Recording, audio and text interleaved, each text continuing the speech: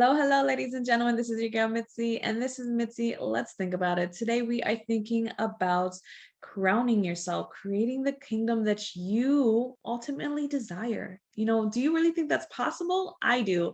And that's the reason why I have a special guest here on the show, Kimberly, who is going to share her perspective and this journey and this great business that she was able to share with myself and hopefully the rest of you guys out there. Can you introduce yourself further?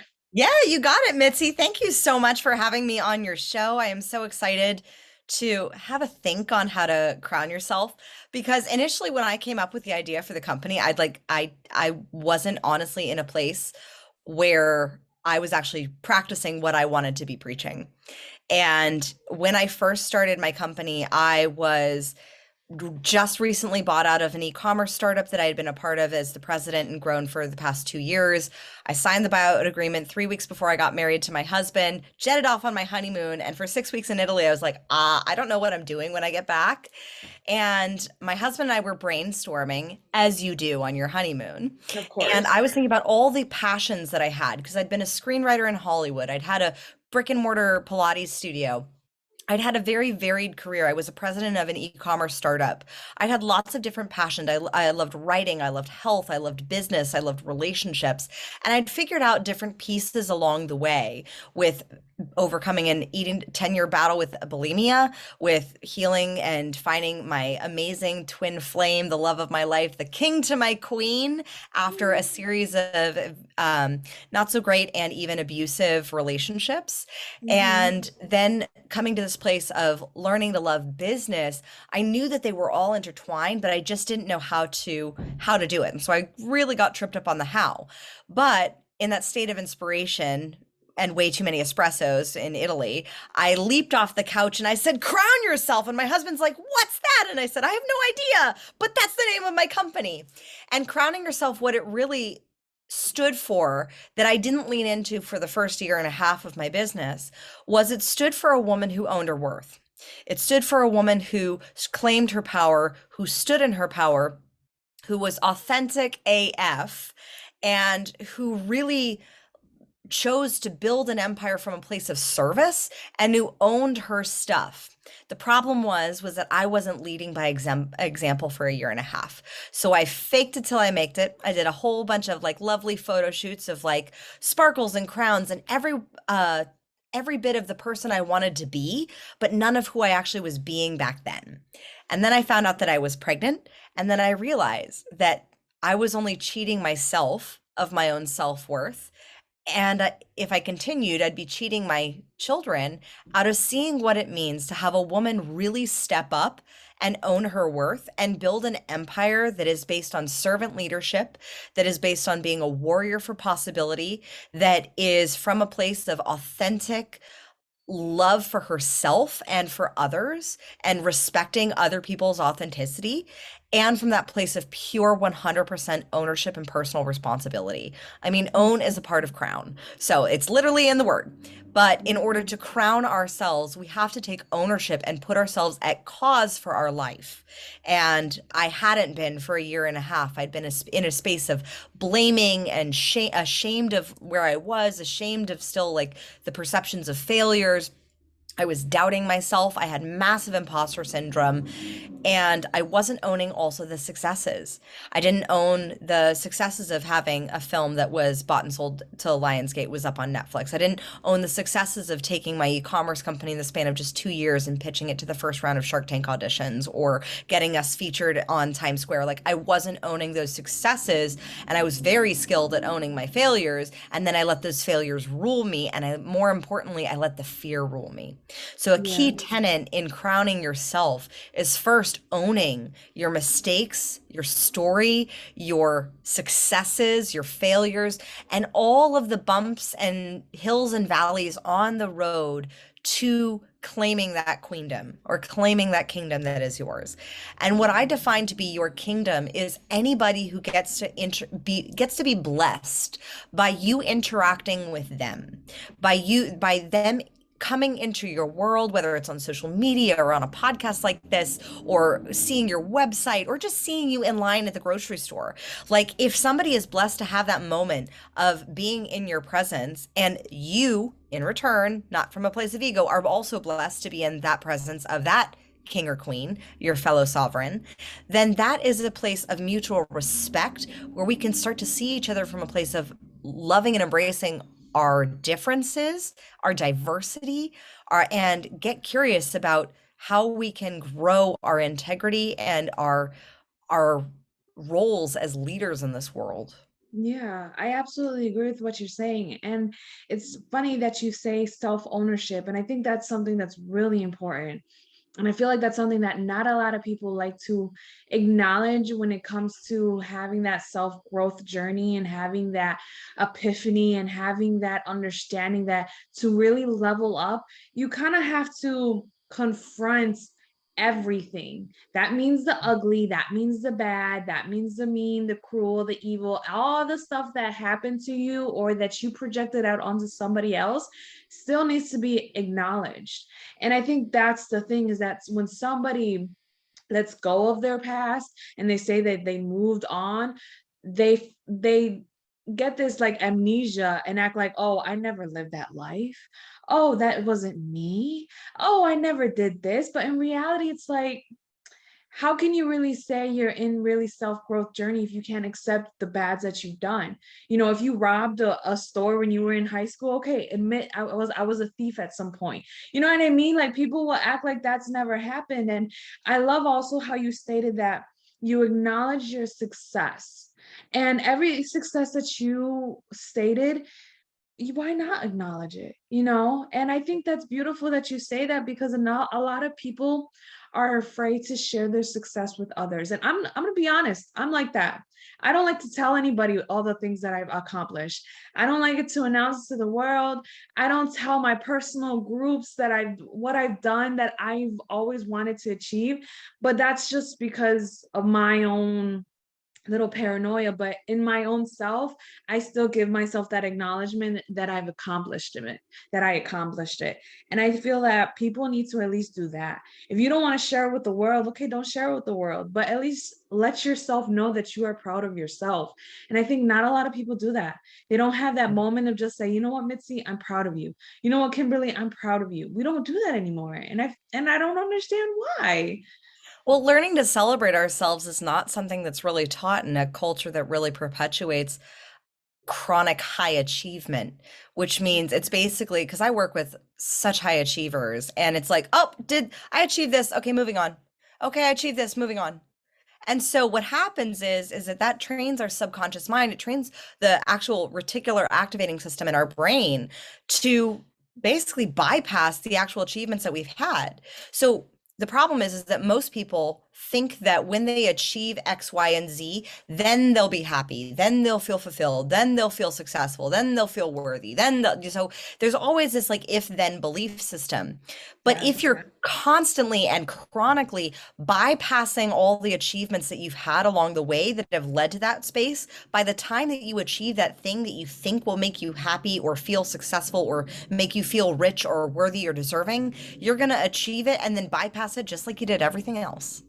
And so, because you have literally trained your brain to do so. That's not like woo woo. That's like you have trained your brain to not acknowledge the celebrations. And because of that, it's not going to see that you've achieved something worthy of celebrating.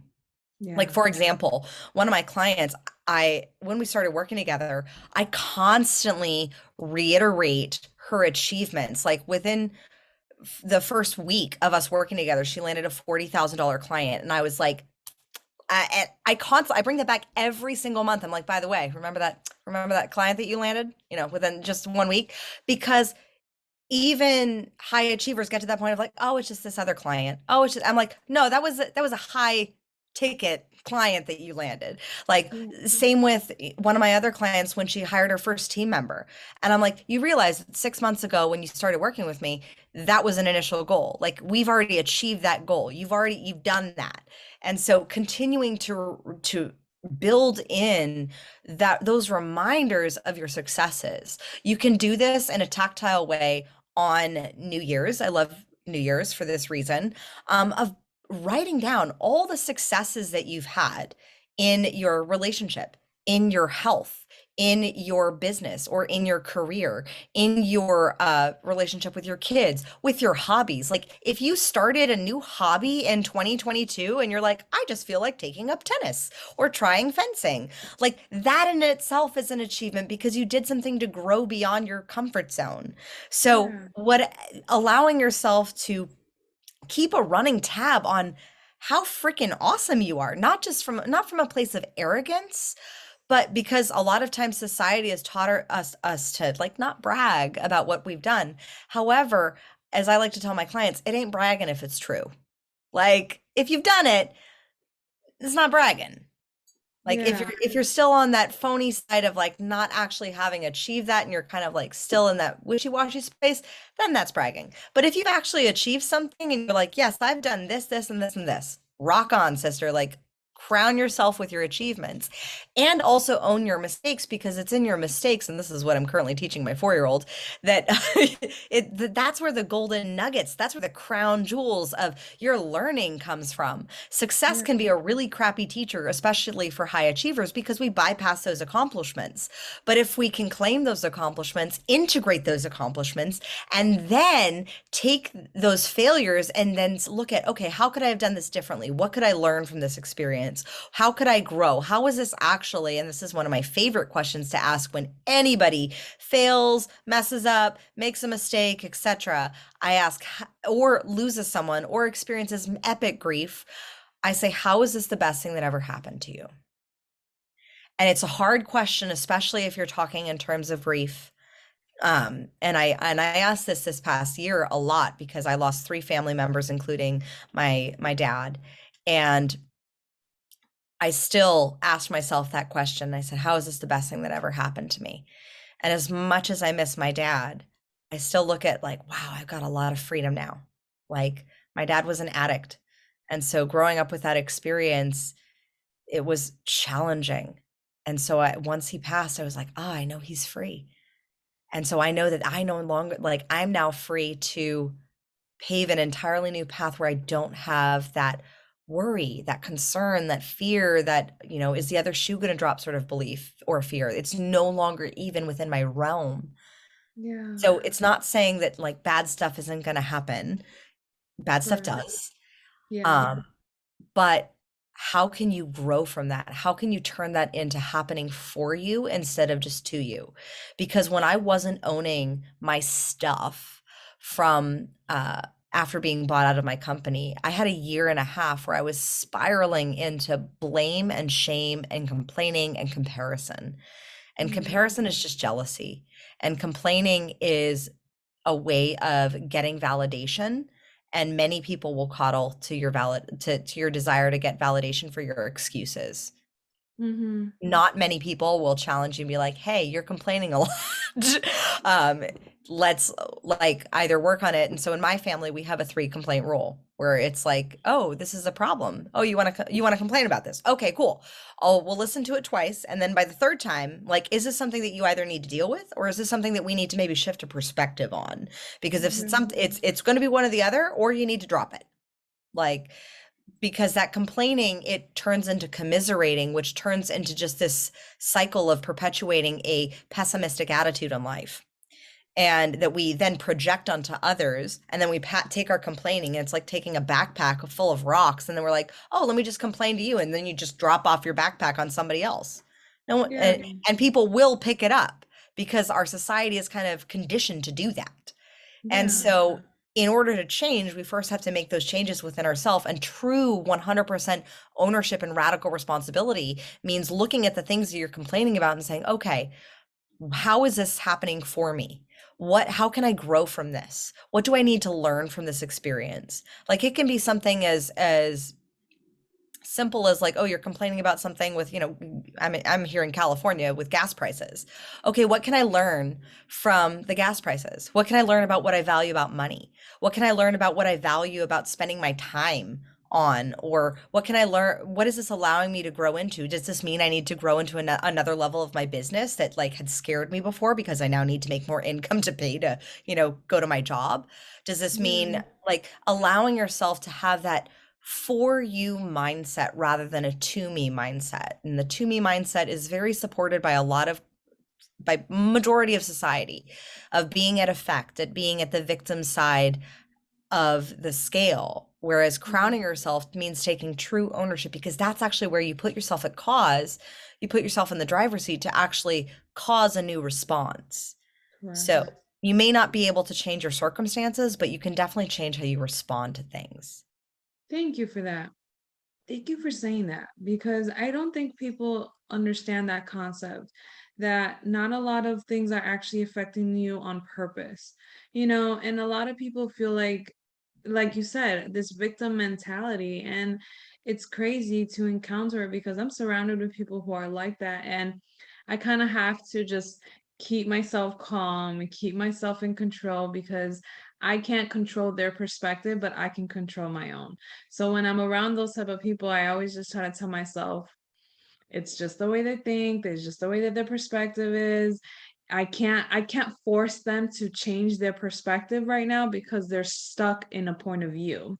And there's a lot of people who are stuck in that point of Mhm. view. So when I encounter individuals like yourself and who are just a little bit open-minded and who have a better understanding of life and what's going on around them, it's refreshing because it makes me realize that I'm not crazy thinking like this, because sometimes they literally make you seem crazy. Like, how can you not worry? How can you not be upset? How can you not let this stress you out? And I'm just like, because I learned to let it go. Mhm. And Well, so I guess my next question is, what would be like one of the things that what's like a difficult situation that you kept on dealing with when it comes to like your clientele and the people that you have to work with, if you don't mind me asking? how specifically, with when it comes to business or when it comes to their leadership or Oh, I guess something that you have encountered, and I guess in an overall perspective, because you can really decide from any genre, really. yeah, So I yeah. guess, so I guess it just depends something that you've encountered more in. If it's more in business, if it's more in this or that, you know what I mean? Whatever Yeah, I that would it is. Yeah, I think I have an idea where you're going with the question. I think one of the number one things I have seen is boundary issues, of not Yeah. having clearly defined boundaries. And sometimes when you're in it, you don't necessarily know your boundary until it's being tested, but what a boundary is, and I just want to clarify what this is. A boundary is if you do A, I do B. Now, so many people have wishy-washy boundaries, which breaks their own self-integrity.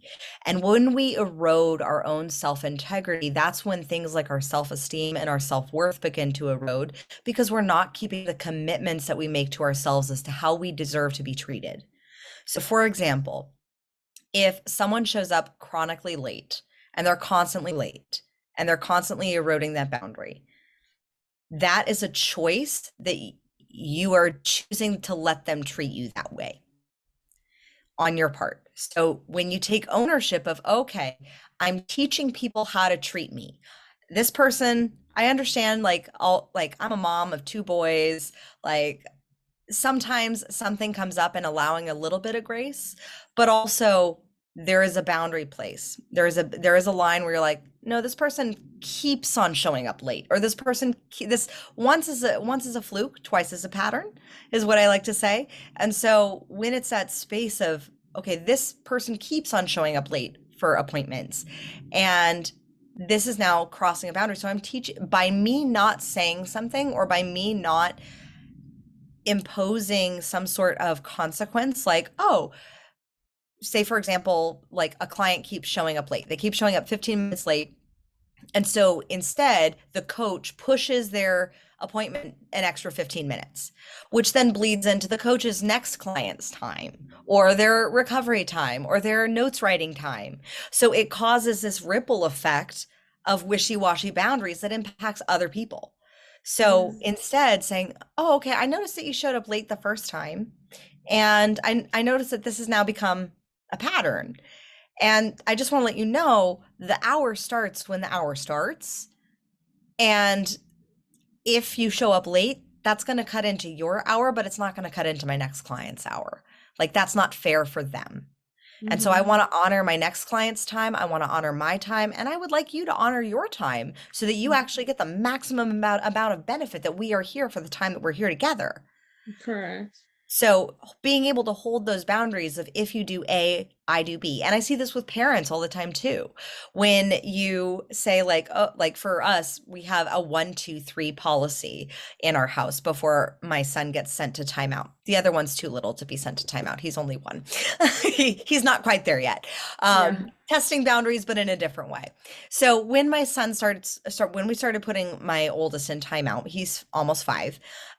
We had a 1, 2, 3 policy. One was like, oh, you did that. Now, was that a good choice or a bad? Like, was that a good choice? Was that a solid choice? And oh, no, okay. But when he would make the mistake again, I'd say, okay, buddy, you're testing the waters. And then he would do it the third time. That was immediate to timeout. If I did not send him to timeout, then that is eroding his trust in our relationship. So that is a space that and thus they push further because they like that's pretty much any relationship. They're going to test that boundary as far as like, is this, you said this, can I push this? Oh, no, Yeah. no, she really means this. Oh, okay, this is a non-negotiable. Okay, all right, now I trust my mom that when she says X, Y, and Z, I got to do X, Y, and Z or else B is going to happen. Yeah. So, and understanding that there are those boundaries of what you stand for. And when you hold your boundaries with a person, then that builds your integrity and then that teaches them in turn, because odds are if that person's pushing your boundaries, they don't know what their boundaries are in their own life. And Yeah. so you can teach people by your example of holding your own boundaries as to how they can treat themselves better. And I am of the belief system, and this was what my TED talk was on, was that we are warriors for possibility. And we are walking, living, breathing examples of what's possible for our lives, for our mindsets, for our circumstances. And people are watching. So even though like Yitzi, what you said with like sometimes there's some people around you are like, how can you not worry? The more they see you, they're like, eventually they'll be like, yeah, it's so weird. Yitzi never worries about this. Like she's just not complaining about gas prices. She's Yeah. just not worried about it. And eventually they'll be like, what are you doing? Like, what are you like? Eventually, by our examples, because people listen far more to what we do than what we say, Yeah. by our examples of how we be in this world, of how we be in integrity with ourselves, of how we be responsible and take ownership for our actions, of how we be with how we receive and accept feedback and growth, and from the people that we choose to accept feedback and growth from. Like that's, also want to be clear, like not everybody has a opinion that we need to accept and receive, Correct. or a piece of feedback. But when we start holding those boundaries and having that greater integrity with ourselves, then people start saying, I don't know what she's doing, but like, I want what she's having. Like, she just Yeah. doesn't seem to worry. She seems to like kind of always have her stuff together. She, like, I don't know how she's doing it. Now, granted, there will always be those people who will be very happy with complaining. They won't really want to grow. They won't really want to change, and they're very comfortable with where they are, even if where they are is very uncomfortable. But they're Yeah. comfortable with that level of discomfort. And that's why Correct. people stay in abusive relationships. That's why people abuse their own bodies because they're very comfortable with that level of discomfort because it's familiar. And our Correct. brains will always go to what's familiar. So as soon as an outlier comes in, like somebody who's thinking differently, like somebody who's getting curious, like somebody who's like, there's got to be a better way to live life. Mhm. Like there's got to be a better way. That's when people immediately will have those initial like, who are you and like what have you done with with this person, with who we knew you were, who we thought you were, but really Yeah. you're just becoming more of who you actually are before you adopted plagiarized programming and accepted other people's conditioning as your own.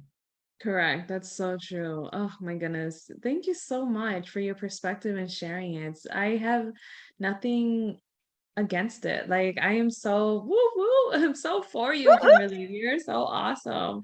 I guess so we'll start wrapping up the show. What would be some great advice that you can possibly give me and myself? I know you already been giving us some great advice, some great things to really for us to really think about when it comes to interacting with other people and ourselves, and just for us to really take that moment of reflection and asking ourselves those hard questions that are needed nowadays. But what else that you can possibly give us so that we can keep on thinking?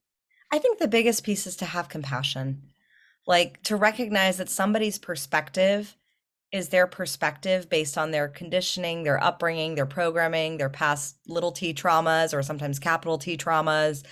Like, and just being able to see that and have that perspective of like, wow, I have so much compassion on that person because that person is in the state of such unconscious incompetence that they don't know what they don't know and they don't know that they don't know it. So it's actually what's called the Dunning-Kruger effect, where they think they know everything. And they're like, of course, everyone thinks like this. And you're like, actually, not everyone does. And Yeah. there's a different way and there's a better way. You just got to get curious. So have compassionate for those who are are kind of stuck in their ways, and have like recognize that by you having compassion for them, you're also having compassion for yourself as you nurture and grow your own perspectives, as you nurture and grow your own curiosities, and keep remaining curious, because it's through curiosity that is the mother of invention. And if we're going to transform this world into something amazing and completely disrupt certain systems that have not been working or efficient, um, then it's our job to remain curious and compassionate and keep on doing the work internally in here, because that's the only way it's going to get reflected out there. Yeah, that's so true. Thank you so much. Thank you for your genuineness. Thank you for being so sincere. And I could just feel you. You're just like radiating. You're just so, so perfect in I like can your feel own you little too, Yitzi. way. You're amazing. Like, I honestly don't know what to expect with anytime I'm getting someone onto my show. But once I finally finish a conversation and I'm start wrapping it up, I just feel so much joy. It's like a little mini hug inside. I absolutely love it. Thank you so much. And if anybody wants to know more about Kimberly, I have her beautiful photo on my website and a link that goes directly to her where you can find everything Kimberly, and if you want to reach out to her to get a little bit better perspective or just a better guide for your life because you just don't know where to go and you need an outsider's perspective, go hit up Kimberly because she has a great perspective. And I'm pretty sure that she'll help you understand from an outsider's point of view from what you are unable to see, because we all have blinders on in our own lives. And sometimes it's good to get that outside perspective so that we can see what we keep being blind to, and everything that you have spoken. I feel it in my heart. I really do. So I honestly say thank you for your time, your perspective, and for everything that you are, Kimberly. You are an absolute delight. And that's it. That's my show, y'all. Until next time. Bye.